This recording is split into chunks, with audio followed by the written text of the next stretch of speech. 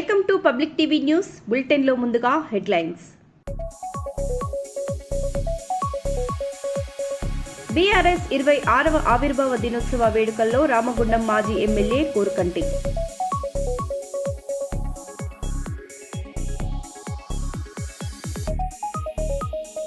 కర్నూలులో petrol బంకులపై collector SP తనిఖీలు.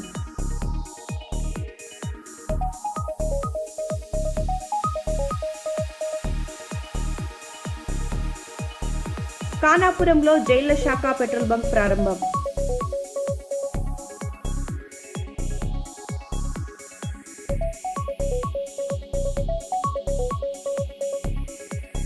Toll gate సిబ్బందిపై మరో ఎమ్మెల్యే దాడి.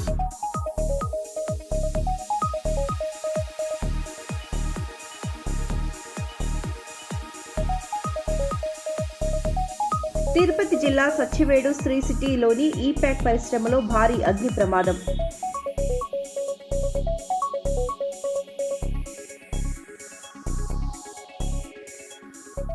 ఇక వివరాల్లోకి వెళ్తే, వేసవి వేళ ఓ సరదా రాజకీయ సన్నివేశం ఆకట్టుకుంది. ఈటెల రాజేందర్ పర్యటనలో భాగంగా మార్గమధ్యంలో తాటి ముంజలు తింటుండగా అక్కడికే వచ్చిన మాజీ గవర్నర్ బండారు దత్తాత్రేయను ఆప్యాయంగా ఆహ్వానించారు. ఇద్దరు సీనియర్ నాయకులు కలిసి ముచ్చటిస్తూ ముంజల విందును ఆస్వాదించారు. ఈ సందర్భంగా గౌడ సోదరులతో మాట్లాడిన ఈటెల వారి సమస్యలను తెలుసుకున్నారు. సాధారణ ప్రజలతో మమేకమవుతున్న ఈ దృశ్యం కార్యకర్తల్లో ఉత్సాహాన్ని నింపింది.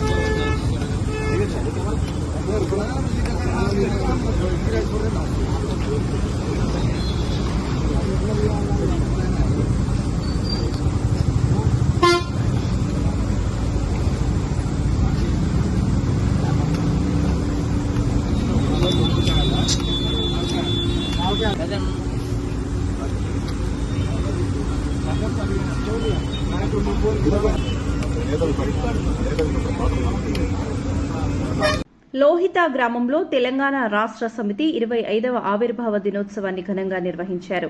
గ్రామ పార్టీ అధ్యక్షుడు పోగుల ఎల్లస్వామి, సర్పంచ్ బొమ్మెర నగేష్ ఆధ్వర్యంలో తెలంగాణ ఆత్మగౌరవ జెండాను ఎగురవేశారు. కార్యక్రమంలో ఉప సర్పంచ్, వార్డు సభ్యులు, పార్టీ నాయకులు, యువకులు పెద్ద ఎత్తున పాల్గొన్నారు. తెలంగాణ ఆత్మగౌరవాన్ని చాటే నినాదాలతో గ్రామం మార్మోగింది. 2001 ఏప్రిల్ 27వ తేదీన ఆ రోజు కేసీఆర్ సావులోట్లో తలబెట్టి టీఆర్ఎస్ పార్టీ ఆవిర్భవింపజేసి దాదాపు 14 సంవత్సరాలు కొట్లాడి తెలంగాణ తెచ్చినటువంటి ఘనత మన కేసీఆర్ది.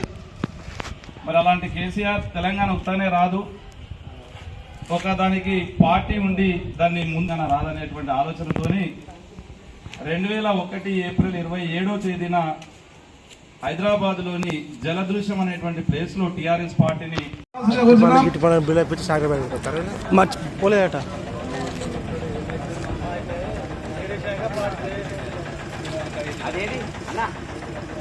ఇప్పుడు టీఆర్ఎస్ పార్టీ జెండా ఆవిష్కరణ మన లోహిత గ్రామ అధ్యక్షుడు, టీఆర్ఎస్ పార్టీ అధ్యక్షుడు ఎల్లస్వామి గారు ఆవిష్కరిస్తున్నారు.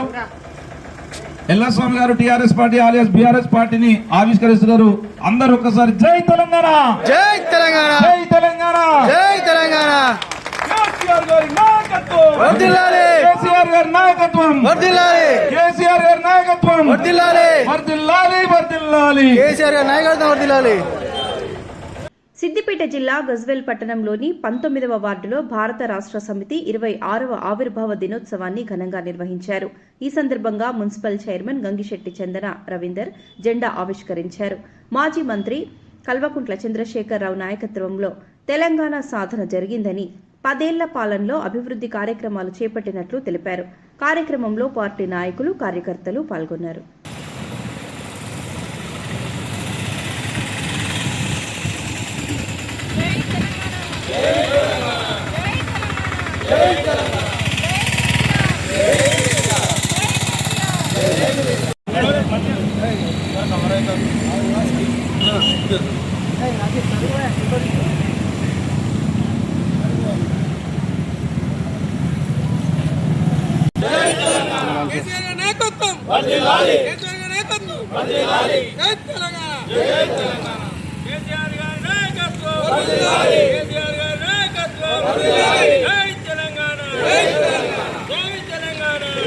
ఓటర్లు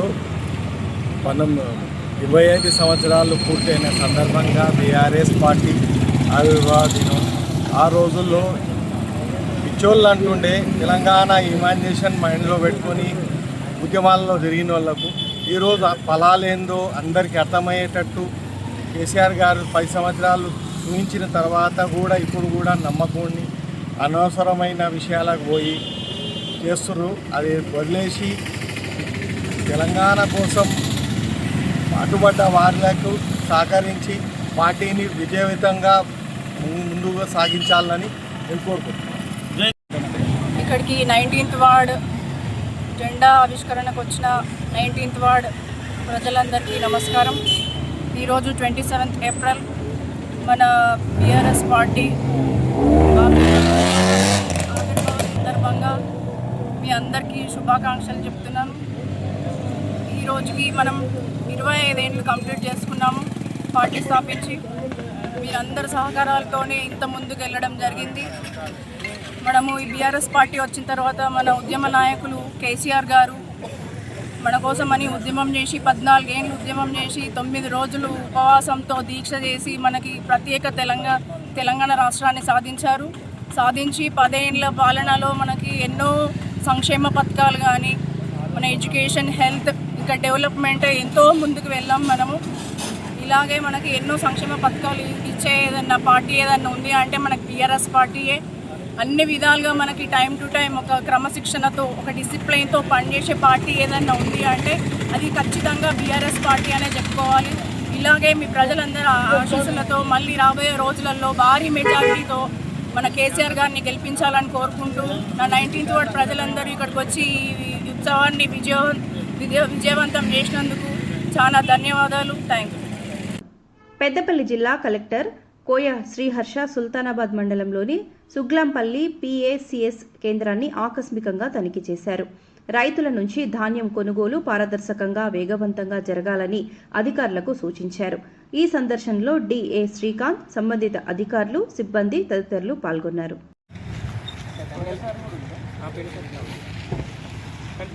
లారీ పోయినాక మేము ప్రక్షిట్ వచ్చినాక అప్లోడ్ చేసేటాం.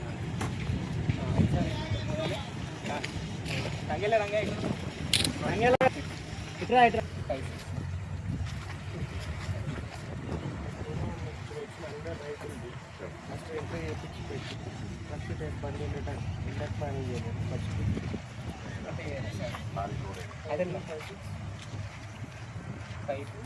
ఫైవ్ సిక్స్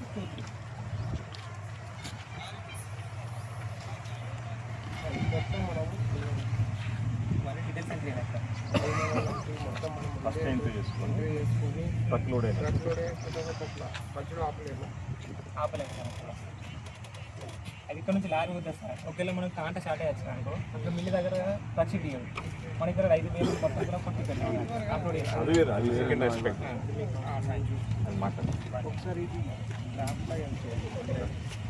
వరంగల్ జిల్లా నర్సంపేట నియోజకవర్గంలో భారత రాష్ట్ర సమితి 26వ ఆవిర్భావ దినోత్సవ వేడుకలు ఘనంగా నిర్వహించారు. పార్టీ అధికార ప్రతినిధి రవీందర్రావుతో ఆధ్వర్యంలో కార్యకర్తలకు స్వీట్లు పంపిణీ చేశారు.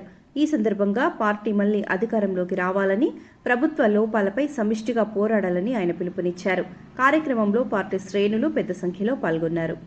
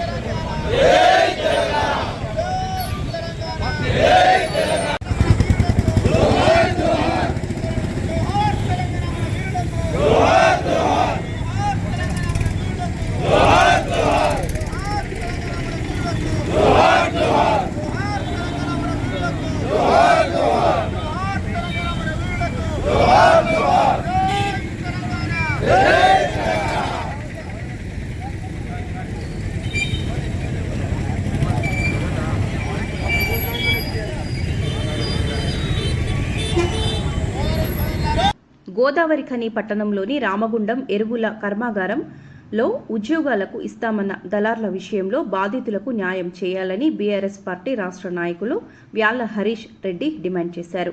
ఈ మేరకు గోదావరి ఖని ప్రెస్ క్లబ్లో ఏర్పాటు చేసిన మీడియా సమావేశంలో ఆయన మాట్లాడుతూ ఎరువుల కర్మాగారం ఉద్యోగ బాధితుల ఓట్లతో ఎమ్మెల్యేగా గెలిచిన రాజ్ ఠాకూర్ మక్కాన్ సింగ్ ఆర్ఎఫ్సిఎల్సి బాధితులకు డబ్బులు ఇప్పించాలని డిమాండ్ చేశారు.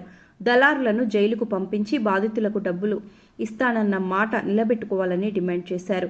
ఈ కార్యక్రమంలో బీఆర్ఎస్ పార్టీ అధికార ప్రతినిధి Zaheer Pasha, co option member Tasleema Bhanu, Poladi Srinivasa Rao, మాజీ కార్పొరేటర్లు ఐత శివకుమార్, రవి నాయక్, బొబ్బిలి సతీష్, యువజన విభాగ అధికార ప్రతినిధి బూరుగు వంశీకృష్ణ, మాజీ కౌన్సిలర్ కృష్ణస్వామి, నడిపల్లి సాయి, టీజీబీకేఎస్ కార్మిక నాయకులు, తెలంగాణ ఉద్యమకారులు తదితరులు పాల్గొన్నారు.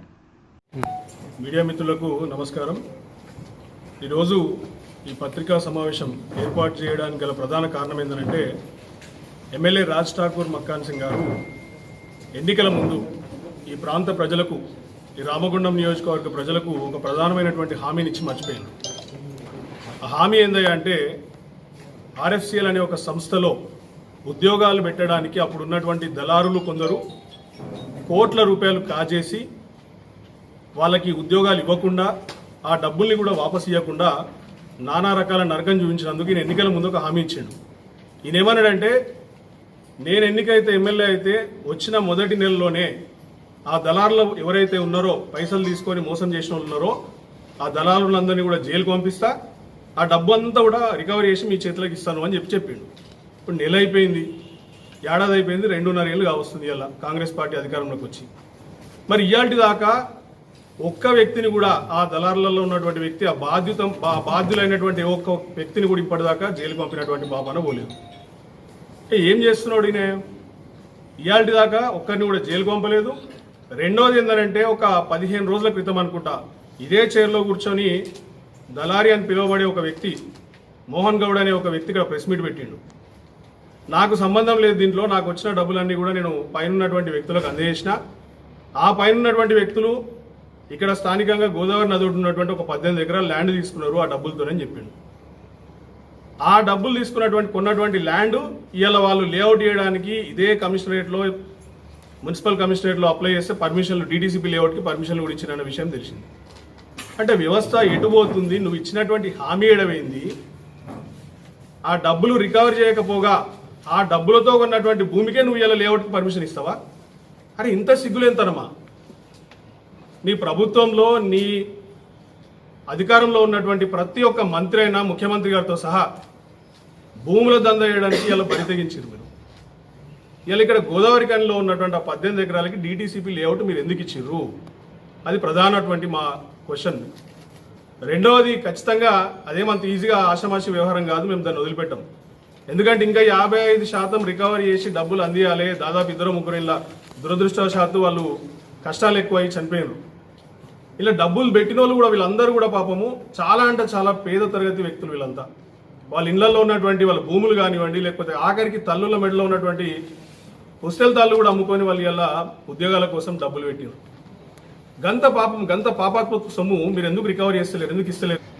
మీరు చేయనేడలా ఖచ్చితంగా రాబోయే 2 ఏళ్లలో మాదే ప్రభుత్వం వల్ల మీరు కలలు గంటూరు కావచ్చు, పగటి కలలు. మీ ముఖ్యమంత్రి చెప్పినట్టు 10 ఏళ్ళు నేనే ముఖ్యమంత్రి ఉంటా, 10 ఏళ్ళు నేనే ఎమ్మెల్యే ఉంటా అని చెప్పేసి మీరు కూడా కలలు గంటూరు కావచ్చు, పగటి కలలు. అవి ఏవి నడవవు. రాబోయేది 2-2.5 ఏళ్లలో మా ప్రభుత్వమే. ఆ ప్రభుత్వం వచ్చినాక ఆ 18 ఎకరాలలో ఖచ్చితంగా 100 నాగలు పెట్టించైనా సరే దాన్ని దున్ని ఆ డబ్బుల్ని రికవరీ చేసి 55% బాధితులకు అందజేసే బాధ్యత మాది. ఆ బీఆర్ఎస్ పార్టీ తీసుకుంటుంది. మా ముఖ్యమంత్రి అప్పుడు కేసీఆర్ గారు ఉంటారు. కేసీఆర్ గారిని ఒప్పించి ఆ డబ్బుల్ని కూడా రికవరీ చేపిస్తాం. మీరు చేయని ఎడల అంటే మీకు ఎందుకు ప్రజల పట్ల మమకారం తగ్గిపోయింది? ఆ రోజేమో ఏడుపులు పెడబొబ్బలు మీరు మీ సతీమణి గారు ఈ ఒక్కసారి అవకాశం ఇయ్యండి, మమ్మల్ని గెలిపియ్యండి, మీకు ఉన్నటువంటి సమస్యలు అన్ని దూరం చేస్తామని అంటారు. సమస్యల్ని దూరం చేసుడు దేవుడు ఎరుగు. కొత్త సమస్యలు తీసుకొచ్చి పెడుతుంది. ఇలా ఏమంటారు మొన్న ఒక సభలో, నాకు అడ్డం మాట్లాడిన అడ్డంగా నరికేస్తా. ఎందుకు నరుకుతావే నువ్వు? నాకు అర్థం కాదు. ప్రజాపాలన అంటే నీ పాలన పట్ల ప్రజలు ఎవరన్నా అసంతృప్తి వ్యక్తం చేస్తే వాళ్ళని నరుకుతావా? ఎవరు నరుకుతావు నువ్వు? నీకు ఓట్లేసిన వ్యక్తులు నరుకుతావా? దేశంలో బహుశా ఏ ఎమ్మెల్యే కూడా డైరెక్ట్గా మీడియాలో ఇట్లా మాట్లాడలే, ఒక మైక్ పట్టుకొని ఒక సభలో ఇట్లా మాట్లాడలే. అడ్డంగా మాట్లాడితే అడ్డంగా నరికేస్తాను. బాలకృష్ణ సినిమా అనుకున్నాను ఇదేమన్నా రాజకీయం అంటే. ఎవరిని నరుకుతావు నువ్వు? ఇంకో దరిద్రం ఏంటంటే ఈ భాష పట్ల ఈడ ప్రజలు భయభ్రాంతులకు గురవుతారని చెప్పేసి నేను స్వయాన పోయి 1 టౌన్ పోలీస్ స్టేషన్లో ఒక కంప్లైంట్ ఇస్తే ఇలాంటి దాకా కేసు బుక్ అయినట్టు రిజిస్టర్ అయినట్టు నాకు అదేంది రిసిప్ట్ కాపీ ఇయ్యరు. 2 సార్లు నేనే అక్కడికి నడుచుకుంటూ పోయి ఏం సంగతి బాబు ఇంకెప్పుడు ఇస్తారు రిసిప్ట్? మరి సామాన్య ప్రజలు కూడా ఇంత టార్చర్ పెడతారా మీరు అని అంటే సిస్టమ్ పనిచేస్తలేదు సార్ అంటారు. 10 రోజులు అయితే సిస్టమ్ పనిచేస్తలేదు. మీకు నాకు అర్థం కాదు. ఆయన మీదనేమో కంప్లైంట్ ఇస్తే కేసు బుక్ కాదు 10 రోజులకు కూడా. ఆ రిసిప్ట్ కాపీ ఇయ్యరు నాకు. అదే అన్యాయంగా ఏమైనా అన్యాయం జరుగుతూ ఉంటే దాన్ని రికార్డ్ చేస్తే ఆయన ఫోన్ గుంజుకొని ఆయన కొట్టి ఆయన మీద అయితే 1 అవర్లో కేసు బుక్ చేస్తారు. పోలీసులు యంత్రాంగం అంతా కూడా ఎమ్మెల్యే జీ హుజూర్ అంటట్టు పని చేయించుకుంటున్నారు వాళ్ళందరితో. బీఆర్ఎస్ పార్టీ 26వ ఆవిర్భావ దినోత్సవం సందర్భంగా సోమవారం గోదావరి కని పట్టణంలోని ప్రధాన చౌరస్తాలోని బీఆర్ఎస్ పార్టీ కార్యాలయంలో రామగుండం మాజీ MLA Korukanti Chandar BRS party శ్రేణులతో కలిసి పార్టీ జెండాను ఆవిష్కరించారు. ఈ సందర్భంగా ఆయన మాట్లాడారు.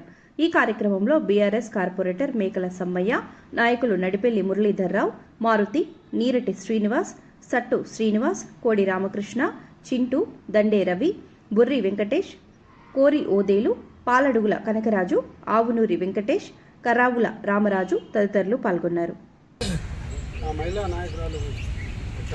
కేసీఆర్ నాయకత్వం వర్ధిల్లాలి, కేసీఆర్ నాయకత్వం వర్ధిల్లాలి, కేసీఆర్ గారి నాయకత్వం వర్ధిల్లాలి, కేసీఆర్ గారి నాయకత్వం వర్ధిల్లాలి, కేసీఆర్ గారి నాయకత్వం వర్ధిల్లాలి. జై తెలంగాణ, జై తెలంగాణ, జై తెలంగాణ, జై తెలంగాణ. కేసీఆర్ గారి నాయకత్వం వర్ధిల్లాలి, కేసీఆర్ గారి నాయకత్వం వర్ధిల్లాలి. జై తెలంగాణ, జై తెలంగాణ. జోహార్ తెలంగాణ మన వీరులకి, జోహార్ జోహార్, జోహార్ తెలంగాణ మన వీరులకి, జోహార్ జోహార్. జై తెలంగాణ, జై తెలంగాణ, జై తెలంగాణ, జై తెలంగాణ. బీఆర్ఎస్ జిందాబాద్.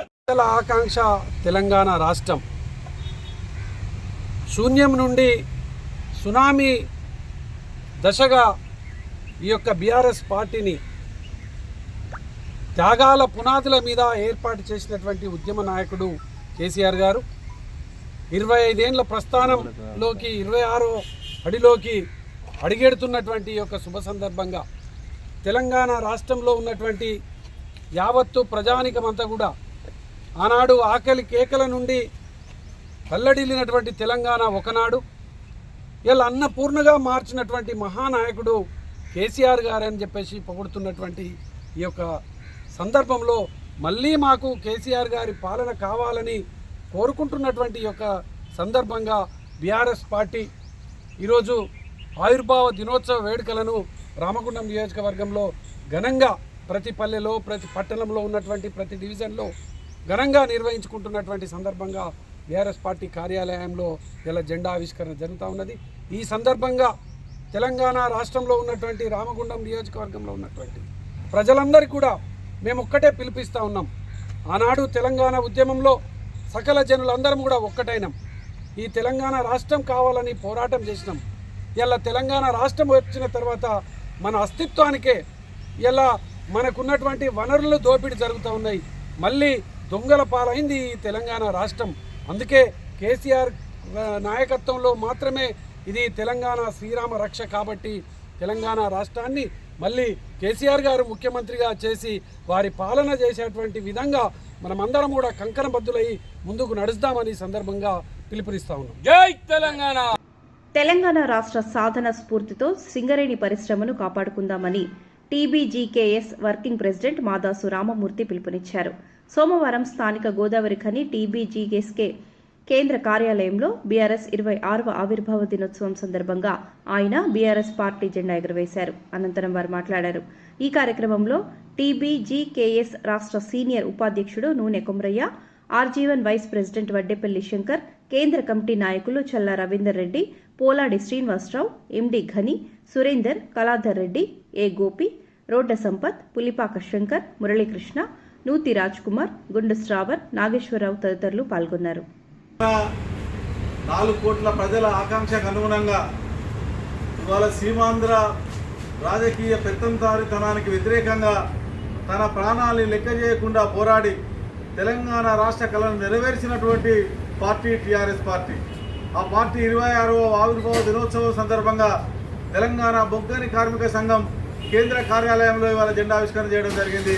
కేసీఆర్ ఏ లక్ష్యం కొద్ది అయితే ఇవాళ నీళ్లు, నిధులు, ఉద్యోగాల మేరకు ఇవాళ సింగరేణిని రక్షించుకోవాలని, తెలంగాణను అభివృద్ధి పరచుకోవాలని నినాదంతో ముందుకొచ్చిండో ఆ ఆశయ సాధన కోసం, ఆ లక్ష్య సాధన కోసం ఇవాళ నిరంతరం కృషి చేసి 20,000 మంది కార్మికులు మాత్రమే ఉండేటువంటి సింగరేణి కాలనీ సంస్థను ఇవాళ 40,000 కార్మికులతో కలకడలాడే విధంగా చేసింది ఇవాళ బీఆర్ఎస్ పార్టీ కేసీఆర్ గారి నాయకత్వం.